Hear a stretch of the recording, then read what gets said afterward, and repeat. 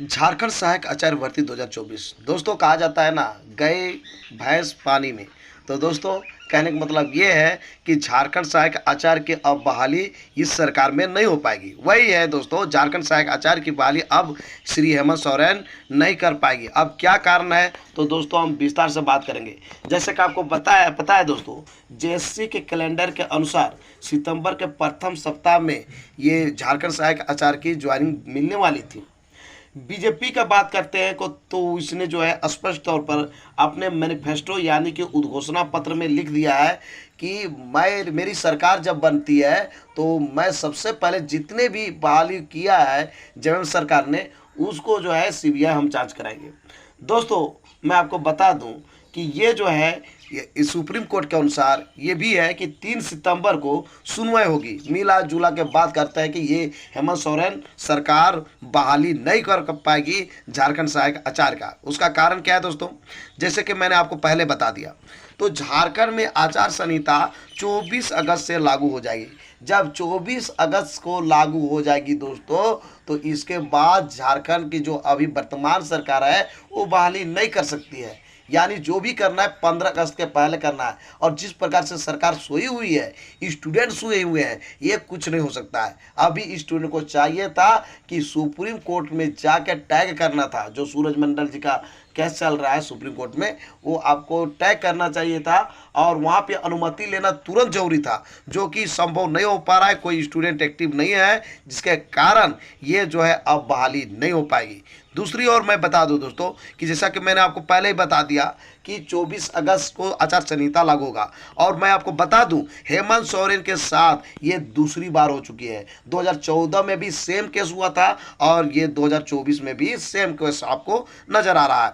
अब कहिएगा कैसे, ये 10 साल के बाद ऐसा क्यों हुआ, तो मैं आपको बता दूं दोस्तों, 14,500 प्राथमिक शिक्षकों में की नियुक्ति के लिए विज्ञापन निकाला था हेमंत सोरेन ने। जो जेटेट 2013 पास थे उनके लिए सीधी नियुक्ति होनी थी डायरेक्ट काउंसलिंग के माध्यम से। और हुआ क्या कि टोटल बहाली प्रक्रिया अंतिम चरण पर ले गई थी हेमंत सोरेन। उसके बाद क्या हुआ कि आचार संहिता लग गया और आचार संहिता के बाद इतना ये हड़बड़ी में थे कि बहुत सारे डिस्ट्रिक्ट में जो है मेरिट लिस्ट निकाल तो दिए लेकिन ज्वाइनिंग नहीं करा पाए। सिर्फ और सिर्फ रांची जिला में ज्वाइनिंग हो पाया था। जो जेटेट 2013 पास थे उनका 2014 में दोस्तों। उसके बाद आचार संहिता लग गया। साथ ही साथ दोस्तों इसने बहुत सारा बहाली निकाला था, हाई स्कूल का भी बहाली निकाला था, लेकिन सिर्फ देखने के लिए बहाली रह गई।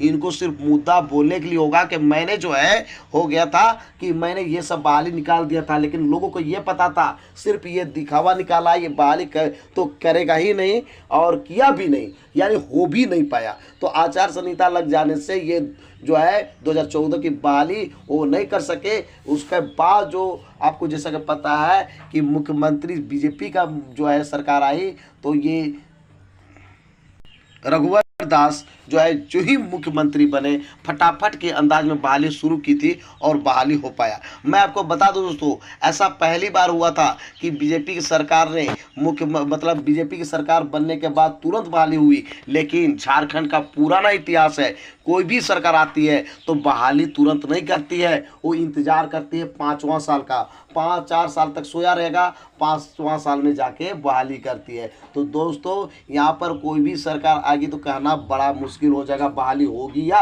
नहीं होगी। और यहाँ सबसे बड़ी गलती है जेएमएम की है। जेएमएम की क्यों है दोस्तों, मैं आपको बताऊंगा। उसके पहले जान लीजिए कि अभी बहाली अब यहाँ पे होने नहीं जा रही है।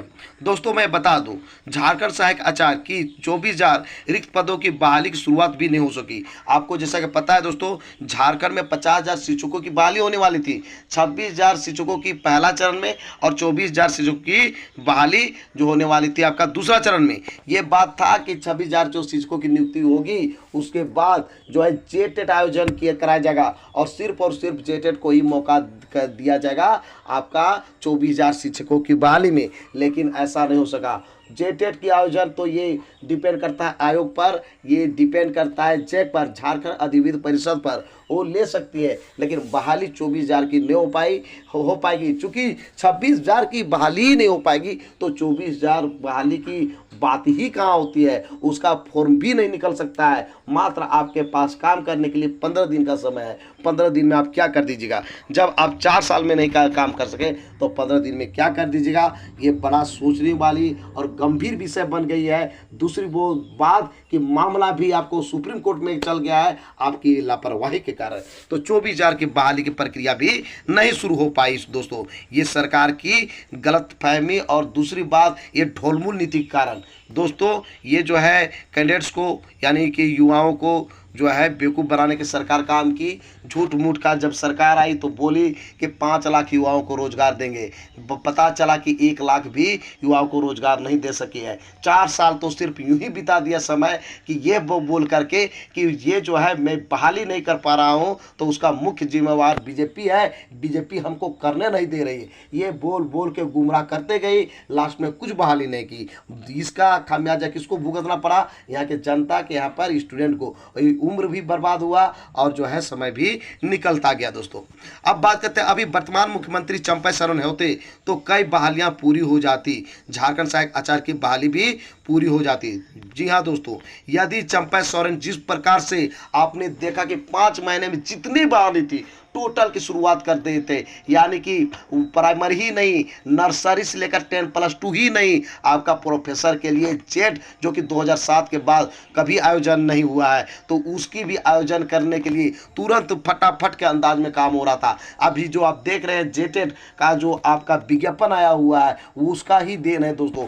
फटाफट की अंदाज में सारी बहाली हो रही थी, लेकिन क्या जरूरी था यहाँ पर ऐसी स्थिति में हेमंत सोरेन को मात्र 2 महीना के लिए मुख्यमंत्री बनना? इसलिए कि यहाँ पर रुपया बटोरने के लिए, लगता है कि रुपया बटोरने के लिए बने हुए हैं। जब बहाली ही आप नहीं किए तो आपको बनने की यहाँ पर क्या जरूरत थी? यदि हेमंत सोरेन की जगह में चंपा सोरेन होते तो ये हाल नहीं होता। आज कम से कम 26,000 जो आप देख रहे हैं झारखंड सहायक आचार्य का, इसका तो बहाली पूरा हो जाता। इसमें कई युवाओं जो है वर्षों से मेहनत कर रहे हैं। दोस्तों आप देखे होंगे अभी झारखंड सहायक आचार्य में जो प्रश्न का लेवल है, ये जो है आप सिलेबस है आईएएस से भी बढ़कर है, और जो पर उसके बावजूद भी अकॉर्डिंग टू सिलेबस प्रश्न नहीं दिया जा रहा है। ये जो है कह सकते हैं कि यहाँ की सरकार की क्या नीति है। यदि यहाँ पे दोस्तों चंपा सोरेन होते तो ये हाल देखने को नहीं मिलता। 24,000 तो का बात तो नहीं कर सकते हैं, 26,000 की निश्चित ये बहाली हो जाती जिस प्रकार से काम हो रहे थे ट्रैक में।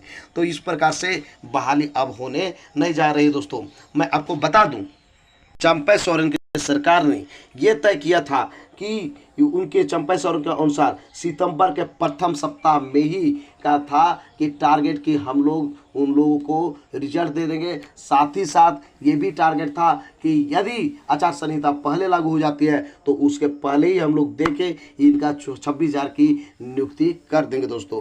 लेकिन ऐसा नहीं हो सका। चंपा सोरेन जो ही मुख्यमंत्री पद से हटे दोस्तों, तो ये पहला बार मुख्यमंत्री था कि अफसोस था कि मैंने शिक्षकों की नियुक्ति अपने हाथों से नहीं कर पाया। तो ऐसे लोगों को मुख्यमंत्री होना जरूरी था, लेकिन हम लोग का किस्मत खराब कहिए, झारखंड का किस्मत खराब कहिए, जिसके कारण जो है चंपा सोरेन नहीं है अभी मुख्यमंत्री में, और यहाँ पर सिर्फ और सिर्फ लिपापोती किया गया, टाइम पास कर गया और बहाली नहीं हो सकी। तो मिला जुला के जान लीजिए दोस्तों, ये जो प्रक्रिया है चलते रहेगी, लेकिन अब जान लीजिए 24 अगस्त के बाद आचार संहिता लागू होने वाली है और वैसी स्थिति में बहाली नहीं हो पाएगी। सिर्फ एग्जाम होगी वही काफ़ी है, रिजल्ट की भी उम्मीद कम है दोस्तों। तो दोस्तों बहुत सारा और भी कारण हो गया जिससे आपने देखा सुप्रीम कोर्ट का विवाद है। तो दोस्तों यहाँ पर अब क्या करना होगा, 1 से 2 दिन में सेट होना होगा, स्टूडेंट को सुप्रीम कोर्ट जाना होगा और अनुमति लेना होगा बीच में ही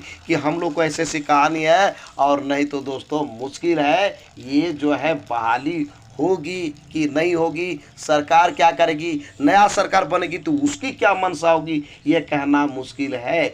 जब हेमंत सोरेन पुराना नीति को समाप्त कर सकते हैं, तो हो सकता है कि नया सरकार आएगा वो भी इस नीति को समाप्त कर दे। ये कोई ठिकाना नहीं है दोस्तों, ये डिपेंड करेगा नया सरकार पर। चूँकि बीजेपी ने, आप बीजेपी के विषय में मैंने आपको पहले ही बता दिया, इनके मैनिफेस्टो में यानी उद्घोषणा पत्र में ये जिक्र है कि जब मेरी सरकार बनेगी तो जितने भी जेएम की सरकार ने बहाली किया है, मतलब कुछ भी बहाली किया है, जितना भी बहाली किया है, जितना बात था उसके अनुसार तो कुछ नहीं किया, लेकिन जितना ही बहाली किया है उसको हम सीबीआई जांच कराएंगे। तो इस तरह की बातें आई दोस्तों। तो आप समझ गए होंगे दोस्तों कि ये जो है बहाली अब होना मुश्किल हो गया है। अब डिपेंड करता है स्टूडेंट पर, स्टूडेंट चाहेगी तभी संभव है, और आपको 1 से 2 दिन में एक्टिव होना होगा। इसके लिए दोस्तों मैं शाम को अप टू डेट दूंगा कि आखिर स्टूडेंट को क्या करना होगा और किस तरह प्रकार से जो है आपका फास्ट ट्रैक में काम होगा